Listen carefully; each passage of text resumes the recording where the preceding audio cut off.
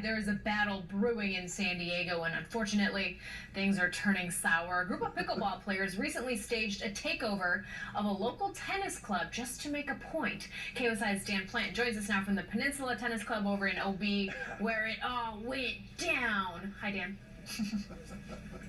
Hello there. Have you ever played pickleball, by the way? Oh, fun. It's so fun.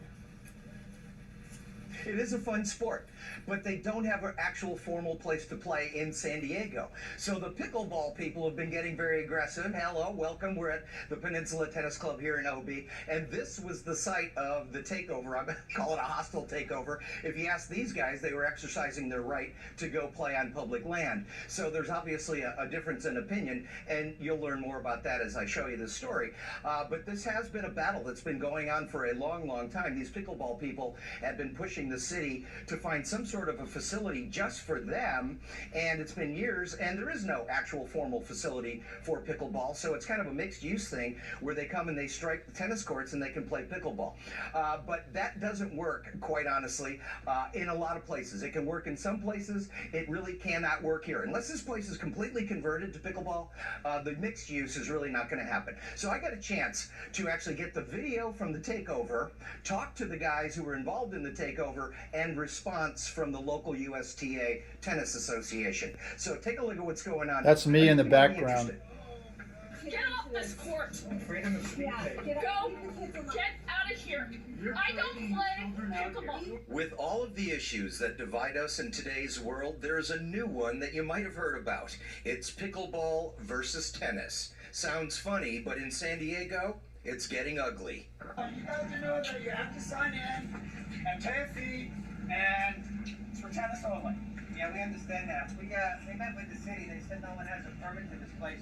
This is the scene at the Peninsula Tennis Courts in Ocean Beach, when a group of pickleball players essentially took over the tennis courts, claiming they have a right to play like anyone else. Not only did we have a right to do it, but we really wanted to educate the public. And even the tennis players, they were bewildered when they found out their club did not have a valid existing permit to use the space.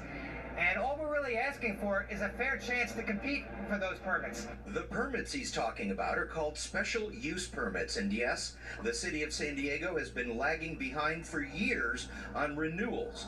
After the takeover, however, the city issued a temporary permit to Peninsula, but on that day, no permit was in effect, and the takeover made its point. This is a tough public discussion, but it's something that really needs to happen. This has been going on for the last 5 years. This city is behind virtually every other city. We have 0 permanent pickleball courts in the city of San Diego. Well, this battle is actually with the city. The tennis community is clearly disturbed by the hostile takeover tactics. In this case, the cops were called to keep the peace. And previously, a letter written by the pickleball people said, if you give us Peninsula, we'll leave the rest of the tennis community alone. I don't know about you, but that sounds like somebody from The Godfather, coming out. I can hear the music now, saying that kind of thing. And that's not even a veiled threat. That's a threat.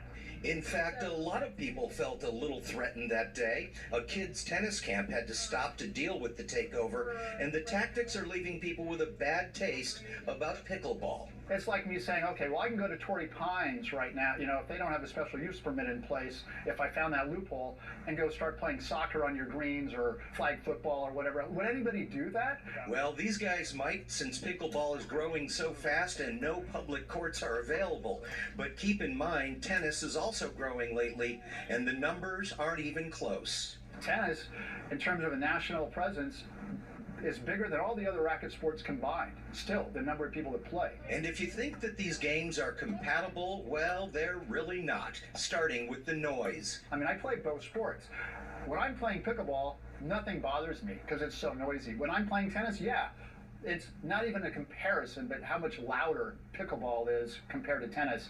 So the takeover happened, they left peacefully, and the club now has a temporary permit to operate. But that leaves one big question. Will the city step up to meet the demand for pickleball? There's a really simple solution to this as well. Andy Fields, the director of Parks and Recreation, could simply call us and a couple of the tennis leaders into a room, sit down. If he's willing to be a fair arbiter, hear both sides, and I think we could all come to a conclusion to a compromise within a couple of hours. Best case scenario is everybody follows the city process and goes through what everybody else did to build their facilities. It doesn't happen overnight, I know that.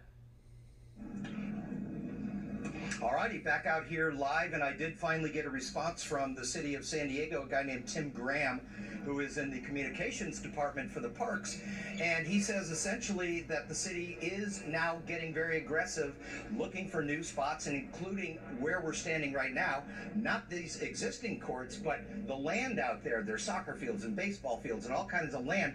They're talking about possibly building a pickleball complex adjacent to this area, which obviously would be very cool. And they're also kind of restriping tennis courts in places where it works. But let me just say this, these tennis courts, it goes up and down, right? So there are times when it will be empty and there's times when it's going to be completely full. This weekend, there is a juniors national tournament coming to San Diego, and the winner of this tournament will go to the U.S. Open as a instant ticket to the U.S. Open.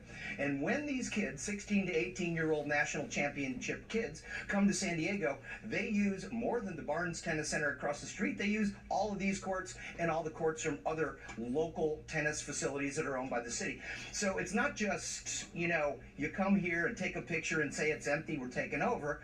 There are peaks and there are quiet times, just as there are on the baseball fields and the soccer fields.